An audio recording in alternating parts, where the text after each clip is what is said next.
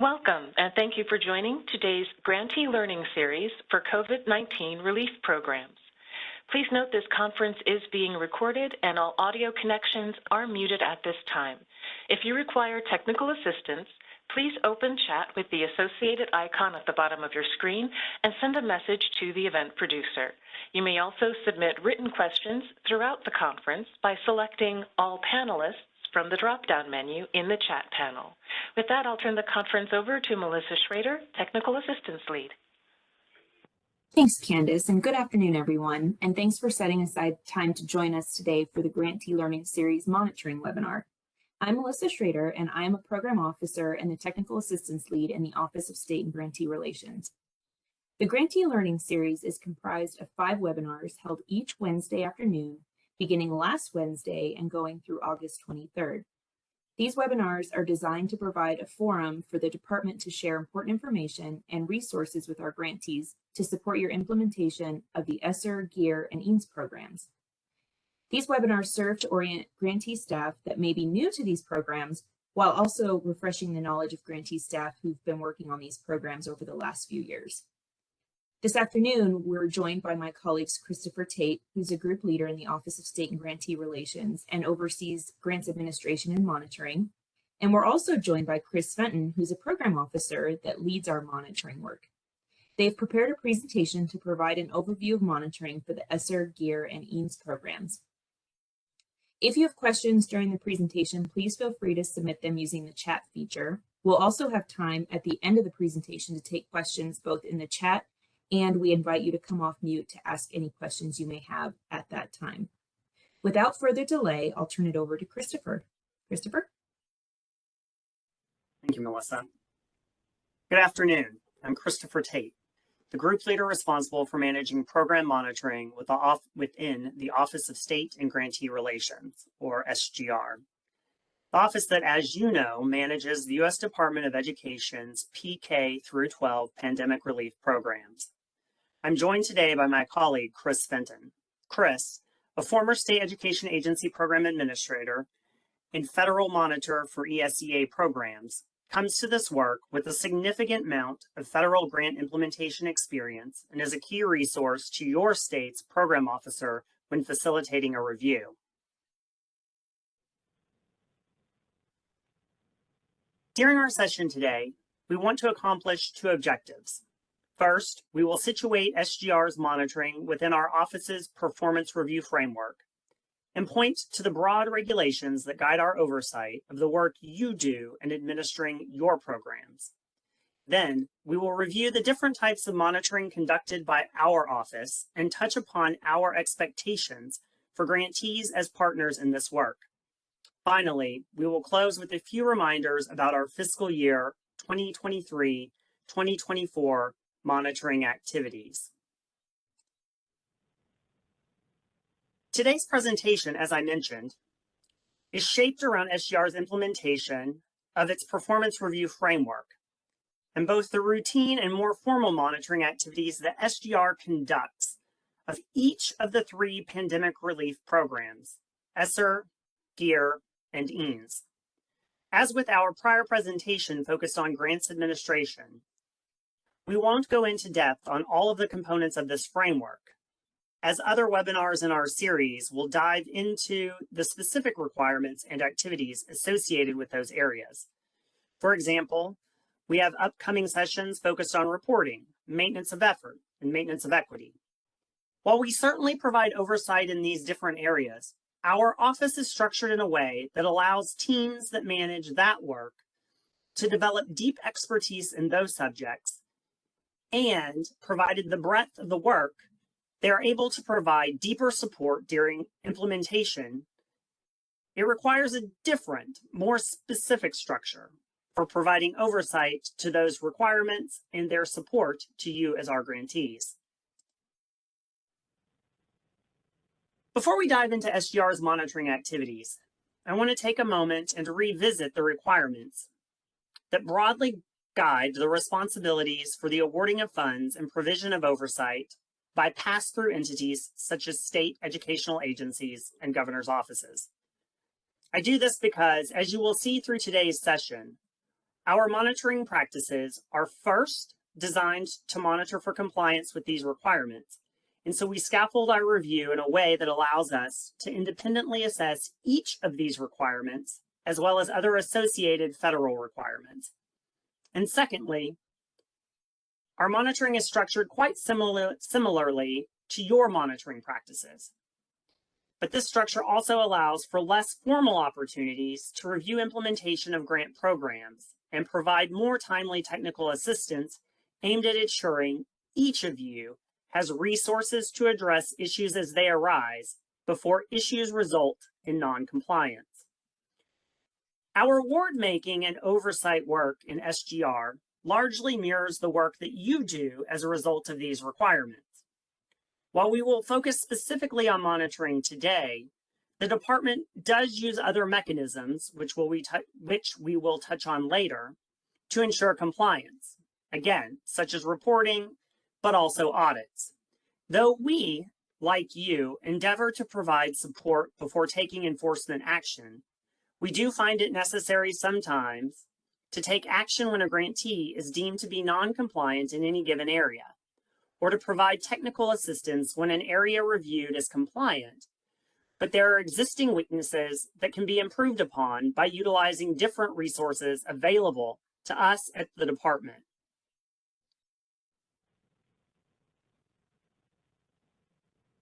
The SGR Performance Review Framework is designed to address SGR's responsibilities for fiscal and programmatic oversight of the Elementary and Secondary School Emergency Relief Fund, the Governor's Emergency Education Relief Fund, and the Emergency Assistance to Non-Public Schools program. Its implementation is also intended to help us identify areas in which grantees need assistance and support to meet their goals and obligations. The SGR Performance Review Framework includes a set of activities that are intended to assist grantees in meeting performance standards and complying with grant requirements, such as, but not limited to, communication with grantees, review of grantee performance data, review of G5 fiscal data, monitoring, and audit resolution. The Performance Review Framework provides an integrated approach to compliance, assistance, and our oversight. During this session, though we will be focusing on SGR's monitoring activities, we view monitoring as a part of this whole, as often isolated activities implemented to allow for an unbiased compliance review aimed at addressing a single question. Is the grantee compliant with the review requirement? While the quality of implementation of a particular program or requirement is sometimes addressed, given the historic nature of this investment in education and the capacity of our team in conducting singular monitoring visits, we focus on compliance, but also offer recommendations in areas where program implementation might be improved based on what we know from other monitoring events. This is to say that first and foremost, we aim to provide a critical eye to compliance with the implementation of the program and federal requirements, while offering up observations where a particular aspect of programming might be improved and that those who are deep in the work might not have seen.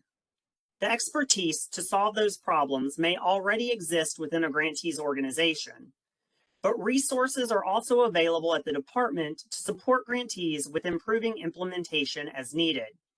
We try to ensure that you, as grantees, are then aware that those resources exist and are available to you to further assess and improve implementation of your programs as you see fit. To this end, technical assistance will be addressed in a future webinar that focuses just on that topic. As I mentioned earlier, reporting and the unique oversight we provide for the implementation of the maintenance of effort and maintenance of equity will be addressed in future webinars. We have, in the past, also hosted webinars focused on late liquidation. And while we have specific mechanisms in place to provide oversight for those requests, we will only briefly touch on the monitoring of those requests toward the end of today's presentation. My final point here, before moving forward, is that SGR is involved with the resolution of audits. Though we won't touch upon that work much during today's webinar, audits play a critical role in preventing waste, fraud, and abuse, and are a critical component to the work we do in ensuring that our programs are implemented in compliance and that we, as your partners, are preventing waste, fraud, and abuse. The Office of Elementary and Secondary Education works with grantees to resolve single audit findings and the Office of the Inspector General audit findings. Audits identify problems with the management, control, and use of federal funds. And grantees who expend at least $750,000 in federal funds during their fiscal year are required to complete those audits. The department works to help our grantees resolve these findings in the same way that it ensures grantees resolve any findings or corrective actions resulting from our monitoring. And so with that, I want to turn our attention now specifically to monitoring. SGR's monitoring is broken into two clear parts: routine monitoring and formal monitoring. Routine monitoring of grantees starts with ongoing reviews of fiscal activities. Program staff, using the department's grants management system as the primary tool for fiscal oversight, conduct regular drawdown analyses. Additionally, as a part of the department's ongoing reviews, the department holds a monthly call with each grantee. Each monthly call is organized to address timely fiscal and programmatic topics that are central to the management of pandemic relief programs. And we do this for all grantees, and we use it as an opportunity to monitor a grantee's performance, but also to assist with the resolution of implementation issues. Formal monitoring, which we will explore at depth later in our presentation, includes singular events where a grantee, and sometimes a grantee's subrecipients, are reviewed for compliance in either a single area or across multiple fiscal and programmatic domains. Within SGR, grantees are identified for monitoring based on risk. The scoring of grantees based on a variety of fiscal and program indicators. Then, grantees are selected for review based on the facts and circumstances of a grantee's work as it is known to us. Some grantees might be invited for targeted monitoring, where a small number of requirements are reviewed, or for comprehensive and consolidated monitoring, where the grantee is reviewed across multiple fiscal and programmatic domains. A critical point that I want to make is that, as most grantees are aware, in early 2022, SGR implemented quarterly reviews. These are reviews of a limited, targeted scope. These review themselves, a type of our targeted monitoring, were changed to biannual reviews last year when our office moved forward with implementing check-in calls. First, we wanted to be responsive to the field's desire for more frequent communication and also create opportunities to collaborate on resolving program issues before the possibility of a grantee being in a position of non-compliance. Second, the combination of monthly check-in and biannual targeted reviews we felt achieved three objectives. The first objective was that the approach struck a balance between ensuring oversight for this unprecedented federal investment in education. Second, we were better meeting the needs of grantees by improving access to federal thought partners and ensuring that we were managing the timely completion of different grant implementation activities.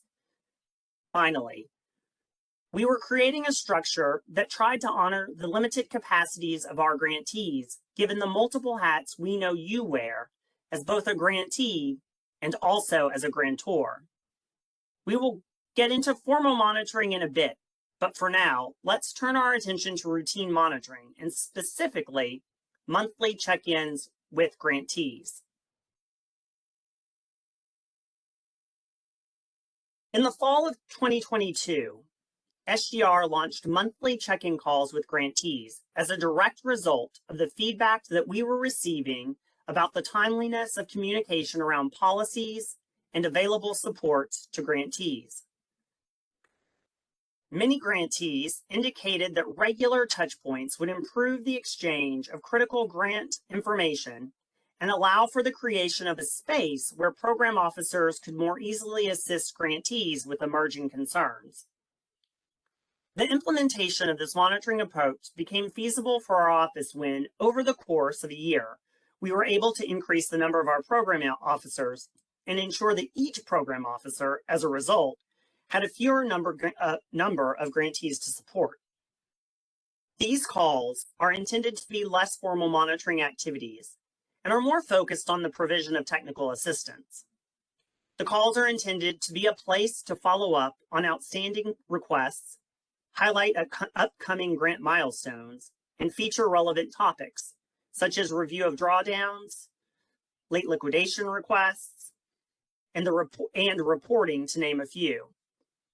They're also intended to create a space to inform grantees of technical assistance and ensure adequate grant oversight. Our monthly check-in calls are designed in this way to be a space aimed at reducing the burden on grantees in the long run by establishing a regular cadence for collaboration in this work. As a matter of process, program officers share an agenda ahead of the call with the grantee, and the grantee might add to that agenda in advance of the call. The objective being that to conduct follow-up on topics in real time or to establish commitments for follow-up on either's part during the call. These meetings are then documented and notes shared out as a way of establishing mutual accountability for each of us in delivering on our commitments. Internally, it sets an expectation that our responses to grantees' questions and concerns are a priority. And in working with our partners here at the department, we're better able to advocate on our grantees' behalf because we have a clear understanding of the issues that you're facing. Now I'm going to turn the session over to my colleague, Chris, to walk us through formal monitoring. Chris? Thank you. So as Christopher mentioned, part of our ecosystem of monitoring involves formal monitoring as well as the less formal monthly check-ins and day-to-day work. As he mentioned, the targeted monitoring is focused on a specific topic or set of topics, such as cash management or internal controls, something along those lines. And the targeted monitoring is conducted as issues are identified and through the day-to-day activities and oversight occurring for all states during the biannual reviews that he mentioned as well. So when issues are identified for targeted monitoring, we put together a specific set of questions and we reach out to the state, and it's like a miniature, more formal monitoring, like some of your states have probably been through already. To date, 7 states have received the targeted monitoring: Iowa, Montana, Nevada, North Carolina, Oklahoma, Texas, and West Virginia. And that was during the beginning phase of the pandemic and the grants. And it was a good chance to get in early with some of the grantees and work on some specific issues. And as we have moved through the implementation of these grants with subsequent grant funding, we have implemented the other types of monitoring that Christopher mentioned that are types of targeted monitoring. We monitor the specific maintenance of effort and maintenance of equity requirements, as well as working with the FFATA reporting requirements and other regular requirements of grantees. The department provides individualized assistance during these calls, and the calls are these biannual monitoring review calls are for all states during this cycle. And again, we moved toward biannual rather than the quarterly reviews when we implemented the less formal monthly reviews. So beginning in spring of 2022, these biannual reviews got started, and they were again for all grantees, and they focus on the timely or high priority aspects of program implementation, such as the LEA use of funds requirements for our ESSER, stakeholder engagement, SEA reservations, etc. SGR may require an SEA to provide documentation in advance of these reviews and responses to an agenda or a sort of a smaller protocol.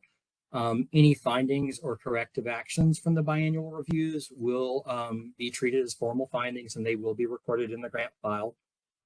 Biannual reviews are less formal than targeted, comprehensive, or consolidated monitoring, but they still do involve, the compliance and follow-up and corrective actions as needed. SGR continuously analyzes grantee data and uses these biannual reviews to address high priority needs and trends as they're discovered. And again, the monthly check-ins are less formal, and the biannual reviews are more formal, but again, they are not as intensive as the comprehensive and consolidated reviews that we're going to get into in a few minutes. And to date, we have conducted 2 biannual reviews of all grantees. That includes all 50 states, DC, and Puerto Rico. The first review, conducted in the spring and summer of 2022, focused on the ESSER awards to LEAs and the required 20% set aside to address the academic impact of lost instructional time. And the second review, which we have concluded fairly recently, was in the winter of 2023, and it focused on the awarding of GEER funds and the subrecipient grantee oversight.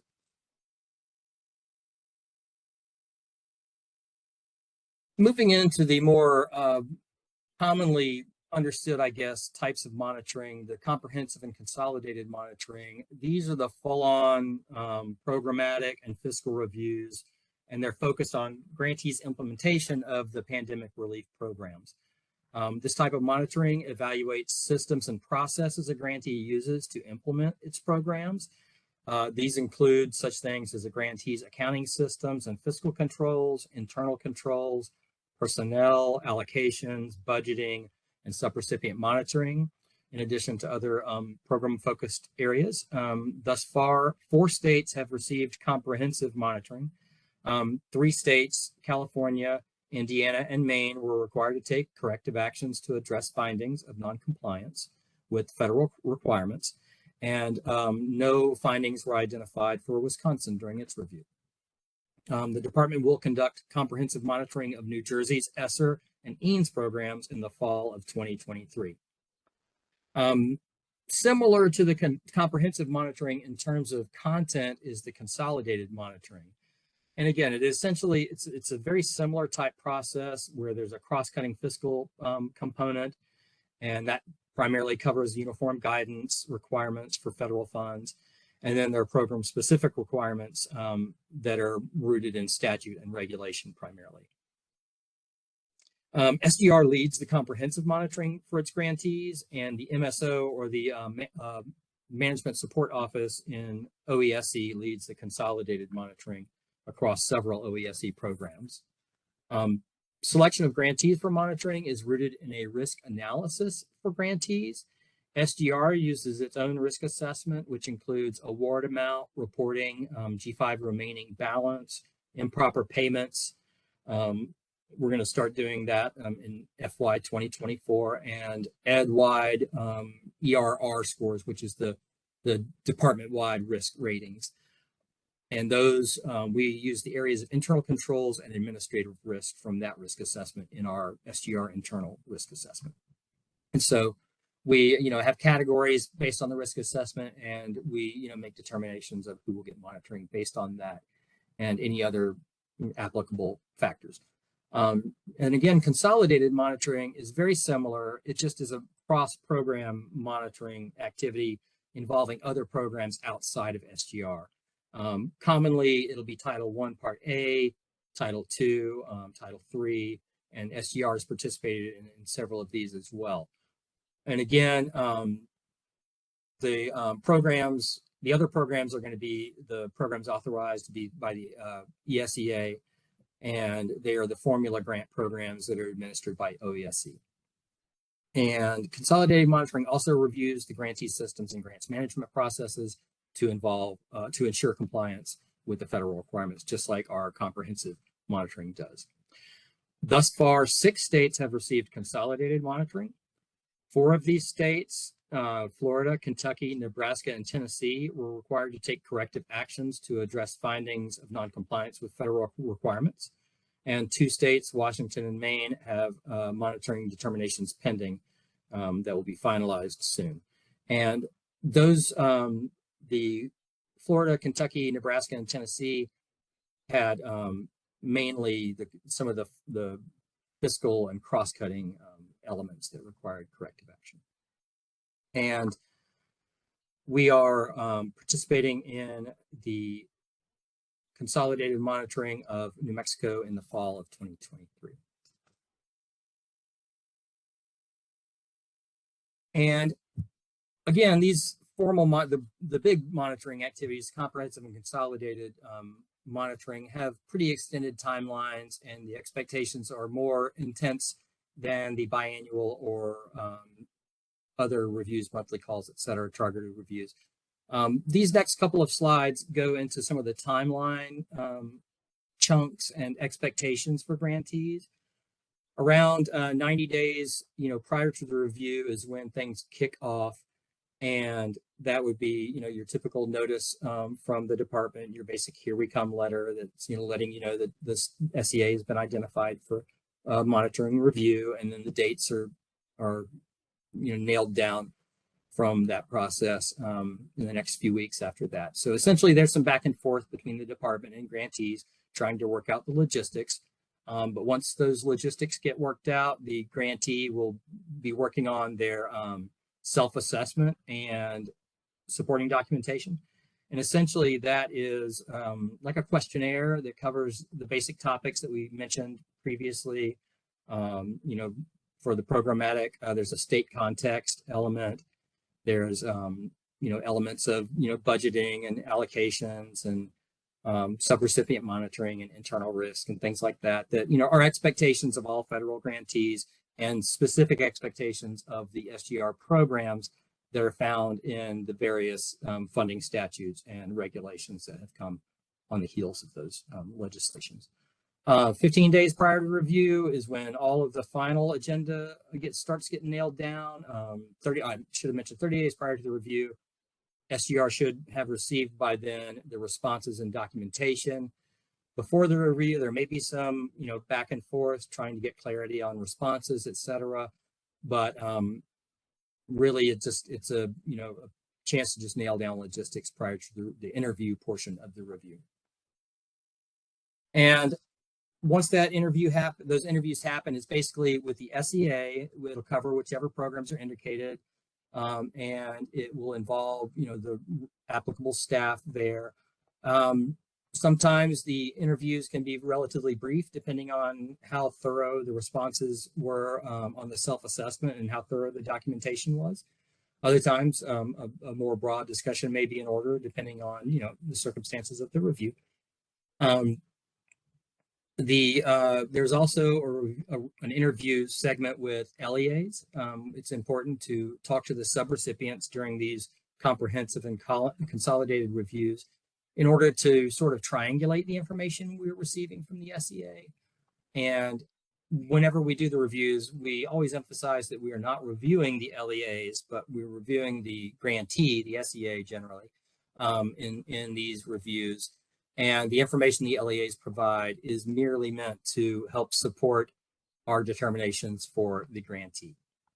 And the reviews happen over the course of about a week or two, depending on logistics and how easy it is to coordinate with the LEAs.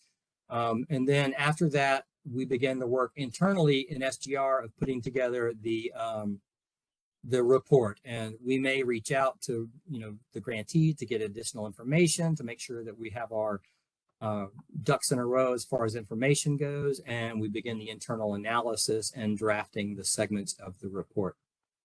25 days after the review, the grantee should receive a draft of the monitoring report for review, and that's mainly to provide technical edits and any factual corrections. And there may be a conference call held to review determinations made as the result of that. And once we receive those technical edits as well, we finalize the report, making any adjustments as needed, and the report gets published online. And then within 30 days after that report is received by the grantee, the corrective actions are due. And we understand that some corrective actions may involve a little bit of a different timeline, but those are decided on a case-by-case basis. Generally speaking, it's 30 business days for most of those corrective actions. And I will hand it off back to Christopher now. Thanks, Chris. I want to touch for a moment here on our monitoring protocols and reports. The department updated its monitoring program protocols in FY 2023, and each protocol is posted on our website, and the links are being provided in the chat. The protocols were updated to reflect the subsequent awarding of funds under the Coronavirus Response and Relief Supplemental Appropriations Act and the American Rescue Plan. Updates to the protocols assess compliance with new program requirements, including the required uses of funds to address lost instructional time and the additional required state set-asides. Additionally, these revised protocols help the department better identify areas of need for technical assistance. SGR's formal monitoring of the ESSER, EANS, and GEER programs are guided by protocols that have domains determined by the cluster of requirements to be reviewed in any given section. For example, in both the ESSER and GEER monitoring protocols, we have the equitable services domain. Because equitable services were permissible use of CARES Act funds for these programs, each program's monitoring protocol reviews the systems and processes a grantee implemented to provide oversight for the provision of services and supports to non-public schools by grantee subrecipients. If meeting with a grant subrecipient as a part of our monitoring, we use a parallel program protocol that is used for assessing the subrecipient's implementation of equitable services to students who are in non-public schools. The information we gather from a subrecipient, as Chris noted, such as with equitable services, helps us triangulate the grantee's information with data from our documentation review, and also information from the subrecipient's review to make a determination of the grantee's compliance with the requirements in the reviewed area.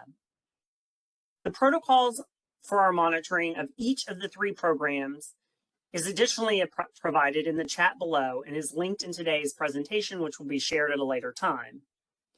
Additionally, when we're conducting comprehensive monitoring, we use the fiscal elements protocol that is used for consolidated monitoring.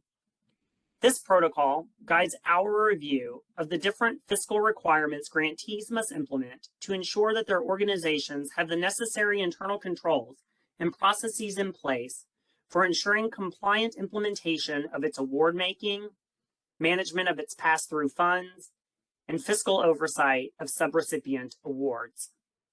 Please note that, as Chris mentioned, all of our reports are also posted online once finalized and shared with the grantee. All of our reports can be accessed at the hyperlink embedded in today's presentation at the bottom of our slide, and is also going to be put in today's chat. Finally, I want to take a moment and just revisit our schedule for FY 2023 and FY 2024 monitoring. And I want to note a couple of things. As Chris said, we conducted our first biannual review, our second biannual review of fiscal year 2023 in the fall. And its focus was on GEER grantees and their awarding of funds and oversight of subrecipients. Our first review of fiscal year 2024 will occur starting in October. Our program officers will share the self-assessment and provide reminders about the process for the biannual review with grantees as a part of their September check-in call. The reviews will occur in October, and we anticipate running through November, just given the additional documentation that must be provided and the work that the grantee might need to go into the additional work rather to complete the self-assessment. So we like to be respectful of that, and we know that program officers will work with you to reschedule your monthly check-in calls as needed. I do want to add, though, that we aim to always use those monthly check-in calls as a space to conduct the biannual review, only because we don't want to create additional expectations of grantees particularly during parts of the academic school year where we know our grantees are conducting their own monitoring, reporting, and also dealing with providing technical assistance to their various subrecipients. The specific topic of the next biannual review has not been determined. We know and have determined that the review will actually center on ARP ESSER, but the subtopic within sort of that broad topic will be determined sometime in the next, within the next month and shared with you again in September. With regard to consolidated and comprehensive monitoring, as Chris said, we identified Florida, Washington, Maine, and New Mexico for consolidated monitoring. New Mexico has not been monitored, but will be monitored in September. And in terms of comprehensive monitoring, we identified New Jersey, and that state will additionally be monitored in September of this year. We are currently running our risk assessment and refining our processes and aim to identify grantees for comprehensive monitoring starting in August. Now, as Chris laid out in the timeline that he shared with you, we don't reach out to states to notify them of our intent to monitor until approximately 90 days before a monitoring event would occur. And we do that for two reasons. First, obviously, we partner to implement consolidated monitoring with multiple other offices. And the management support office that runs that activity is currently going through their own state identification process. And so we amend our process based on the states that collectively the Office of Elementary and Secondary Education identifies for consolidated monitoring. So more to come, but if your state were to be monitored, feel assured that A, we will work with you to identify the best possible date for conducting that monitoring event, but you'll also start to receive notice from us well in advance of any monitoring activities begin, because again, we understand that oftentimes these activities occur at rather busy times in each of the 2 quarters of the academic school year. So with that, I want to go ahead and open it up to any questions that folks might have, and I invite Chris to join me back on the screen. As we move to Q&A, please click the raise hand icon located at the bottom of your screen.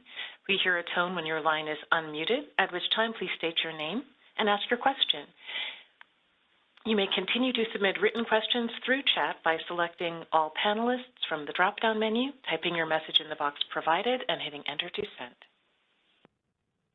So I'm going to take a moment while we wait for additional questions to come into the chat to answer a couple of questions that have already come in. The first being, we had a question come in that on the ESSER monitoring protocol, page 14, there's an indicator asking how the SEA monitors compliance with the requirements that an LEA record the notice of federal interest in the official real property records for the jurisdiction in which the facility is located as soon as possible. And the question is, how are other SEAs monitoring compliance with this indicator? And I'm going to ask if there are other state education agency folks on the line who can speak to how you're monitoring that particular requirement. I'm going to ask you to drop that in the chat. What I will say from our perspective is that we are just now implementing this, our review of this requirement as a part of our protocol. So we are still in the process of gathering different SEA practices. So what I might ask is that you, the person who submitted this question, if you will email your state mailbox, we will work with your program officer to get a series of examples that we can then share with you, since we don't have those readily available at this moment. And I would ask Sandy, if you don't mind, if you'll please, just as a reminder, drop the state mailbox address in the chat. That would be helpful.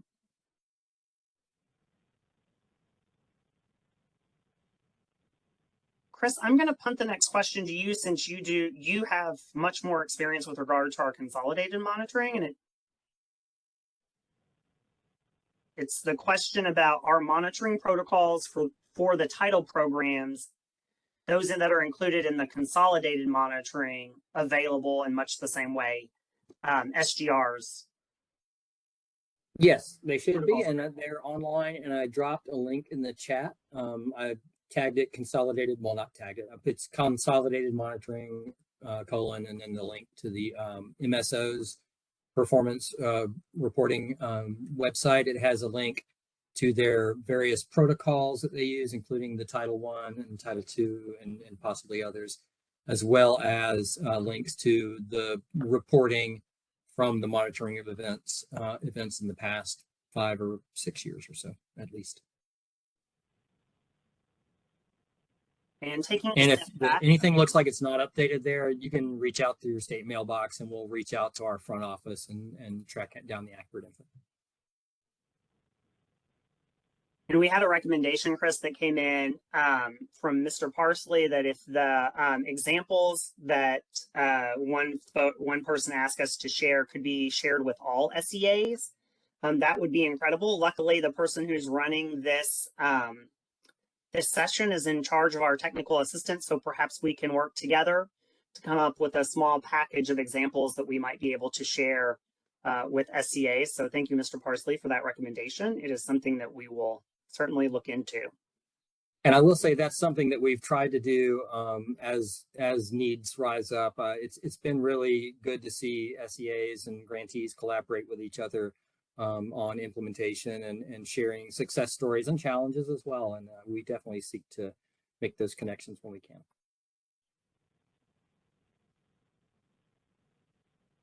Any final questions for us? I see not many additional questions in the chat.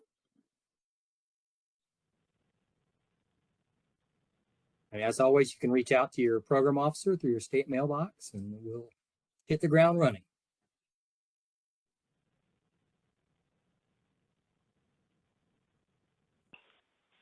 Melissa, you're muted.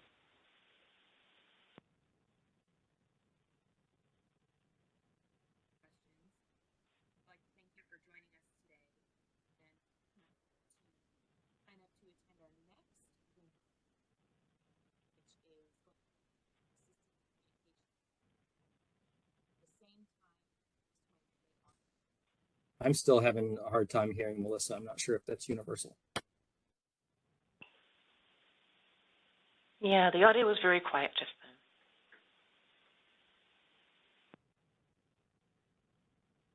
Apologies. I will put some information into the chat.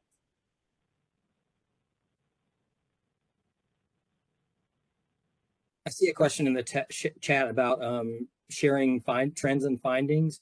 We do publish the reports online, and that's a great way to check in really quickly. Again, we do send out newsletters and things, through the SGR, and we'll, try and highlight things as we can there, I'm sure.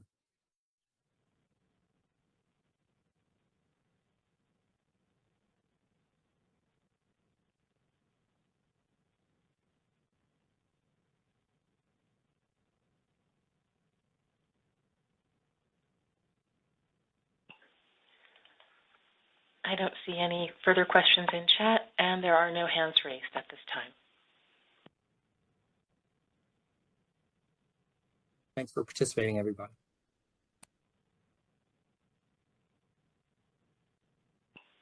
Yes, thank you for participating. Please, we hope that you'll be able to join us for future webinars. That concludes our conference. Thank you for using Event Services. You may now disconnect.